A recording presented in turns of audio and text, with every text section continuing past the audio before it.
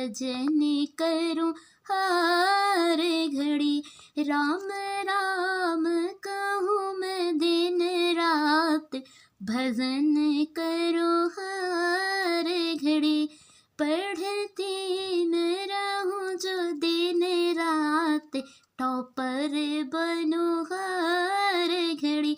Good morning, जय सीताराम, राधे राधे। कैसे हैं आप सब? आज हम अपनी नई नोटबुक को लेके आ गए हैं आपके साथ शेयर करने। जैसा कि आप सब जानते ही होंगे कि ये मेरे कंप्यूटर के नोटबुक हैं, देखकर ही लग रहा है ना। तो मेरे कंप्यूटर के बहुत सारे नोटबुक बनाए थे, क्योंकि कंप्यूटर के क्वेश्चन पेपर फर्स्ट में डेफिनेटली पूछता ही है और समथिंग टाइम 2-3 क्वेश्चन तो आ ही जाते हैं। तो इसलिए बहुत ज़रूरी है कि कंप्यूटर के बारे में थोड़ी ज़्यादा नॉलेज रखें पेपर फर्स्ट क्लियर करने के लिए। तो क्लिपर्ट या क्लिप आर्ट भी होता है। ये छवि फाइलों का एक संग्रह है।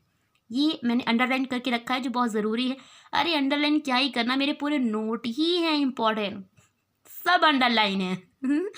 तो जिसे वेब पेजों, शब्द संसाधित दस्तावेजों के पावर पॉइंट प्रस्तुतियों आदि में, अच्छा प्रस्तुतियों कुछ खास चीज़ नहीं है, ये शुद्ध हिंदी की एक शब्द है, तो आदि में एम्बेडेड या डाला जा सकता है।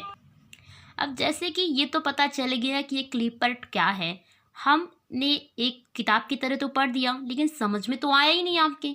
तो मैं एक बार फिर से पढ़ती हूँ, तो आप ध्यान से देखना। ओके, छवि फाइलों का एक संग्रह है, ओके, जिसे वेब पेजों, नेक्स्ट शब्द संसाधित, नेक्स्ट दस्तावेज, नेक्स्ट पावर पॉइंट, इन सभी को जो एकत्रित करे, रख ले, डाल दे, यानी कि जिसे एम्बेडेड, ओके, वही होता है क्लिपर। अगर आप पहले वाले की तरह मेरे पढ़ोगे तो बिल्कुल कुछ नहीं समझ में आएगा, और अगर जो मैंने सेकेंड राउंड में पढ़ा उस तरीके से पढ़ोगे तो पहले पढ़ने में ही माइंड में कुछ ना कुछ फिट हो ही जाएगा। और अगर आपने 3 बार कर दिया ना तो पूरा ही क्वेश्चन सही निकल जाएगा, वो भी पेपर फर्स्ट कंप्यूटर के। नेक्स्ट है क्लोज प्रोसीजर। अब क्लोज प्रोसीजर जो होता है, इसका आविष्कार विल्सन टेलर ने किया था। ये पूछेगा कि क्लोज यानी कि CLOJEPROCEDURE, यानी कि वर्ड मीनिंग मैं इसलिए नहीं पढ़ रही हूँ कि मुझे पढ़ना नहीं आता कि आपको पढ़ना नहीं आता, बिल्कुल भी बुरा मत मानिएगा। ये इसलिए क्योंकि वहाँ पूछता है इसकी वर्ड मीनिंग को भी लेके, कभी कभार क्वेश्चंस आ जाते हैं, तो हमको तो हर एक क्वेश्चंस के लिए रेडी रहना है। इसलिए आविष्कार पूछ लेगा क्लोज प्रोसीजर का, तो विल्सन टेलर ने किया था। और अगर ज़्यादा पूछ लिया तो ये बता देना कि मूल रूप से एक पाठ की रीडिंग कॉम्प्रिहेंशन स्तर को मापने के लिए किया जाता है। मतलब इसमें 3 चीज़ें जो बहुत ज़रूरी हैं वो मैंने लिख रखी है क्लोज प्रोसीजर को लेके। वो ये कि आविष्कार विल्सन टेलर, ये एक पाठ रीडिंग कॉम्प्रिहेंशन से रिलेटेड है, मापने के तौर पर भी प्रयोग की जाती है। नेक्स्ट है CM BY। अब CM BY full form scan manage, बिल्कुल सही है, बिल्कुल सही पूछा तुमने, बहुत सही कहा। हाँ, तो इसका CM BY जो CYANMAGENTA और YELLOW पढ़ के आप हमें कमेंट करिएगा, ताकि हमें भी तो पता चले कि आप लोग को इंग्लिश आती है या नहीं। CODEC content compression डिस्कॉम्प्रेंशन।